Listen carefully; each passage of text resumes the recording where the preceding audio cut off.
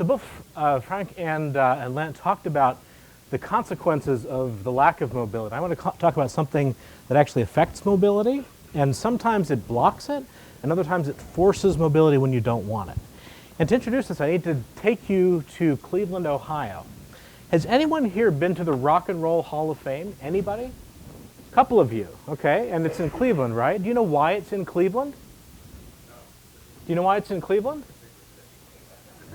Why is it in Cleveland? It should be in New York, should be in Los Angeles. Why is it in Cleveland? It's because of this guy. His name is Alan Freed. He was a disc jockey in Cleveland. He coined the term rock and roll. Had the first rock and roll radio program, hosted the first rock and roll concert.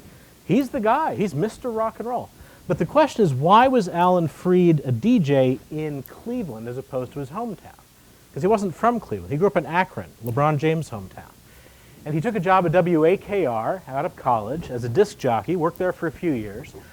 But when he joined WAKR, he signed an employment contract that said, Alan, if you ever leave this radio station, we can't have you working at any other radio station that's in our broadcast frequency, that's in our range, within 200 or 300 miles. And so after a few years, he became unhappy at WAKR. He said, I've got to get out of here, I've got to leave. And they said, well, you can't go work at the other radio station in town. You have to go far away. So he moved from Akron, from his hometown, to Cleveland, very far away. And that's why. And that, the rest, as they say, is kind of rock and roll history. Now, that's kind of a cute example. But what I'm going to tell you about is that these non-compete agreements that many, if not most of us sign, not in academia, we're clear, but in the real world, about half of employees end up signing these, can both block mobility but also force people to move when they don't want to. So I want just a brief background on non-compete agreements and why we have them.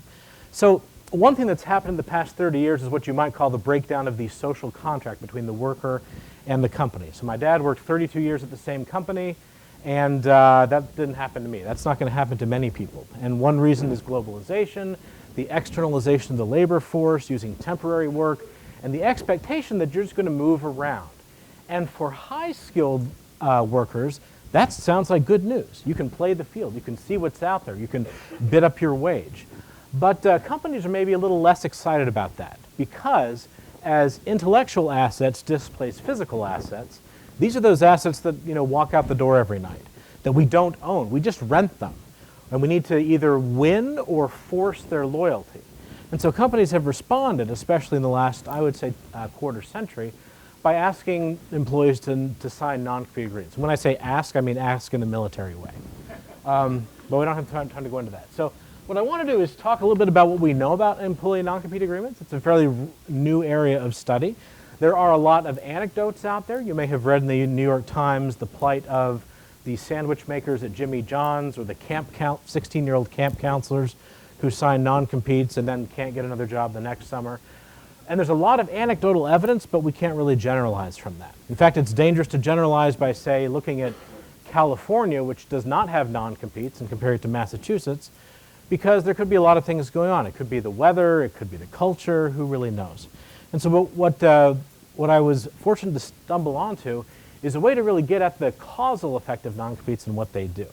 And for that, we have Michigan to thank. Now, Michigan did a very interesting thing in 1905. Now, this is, remember, when the auto industry is just getting going. And this is a time when, Oldsmobile is spinning off of Chrysler and so on and so forth. There's a lot of spin-offs and fertilization and spreading of information. And one reason for that is that Michigan banned non-compete agreements. That's what this in red here says, that just like California today, back in 1905, you could not have a non-compete in Michigan, full stop. And that was the law of the land for about 80 years. And then in 1985, a strange thing happened. When Michigan was cleaning up its antitrust laws and passing what they called a Antitrust Reform Act, they repealed a bunch of old laws, including this one, and including the prohibition on non-competes. And they did it by mistake, which is great for us social scientists. We talked to some lawyers who were around. They said, nope, we kind of backed our way into it. We weren't thinking about non-competes. It was kind of a mistake. Nobody lobbied for it. It was kind of a byproduct of this antitrust reform. And we love this because now we can say, okay, Let's compare what happened in Michigan before the change versus after, with a control group of states that kind of stayed like Michigan, California, and so on and so forth. So when we do that, and I just got the 5-minute signal, so we're not going to go through this in a lot of detail, but we look at all the people in Michigan, all the people in the control states, we plot their mobility rates before and after the change, and the question is, did they change jobs more or less in Michigan? And the answer is that mobility in Michigan dropped by about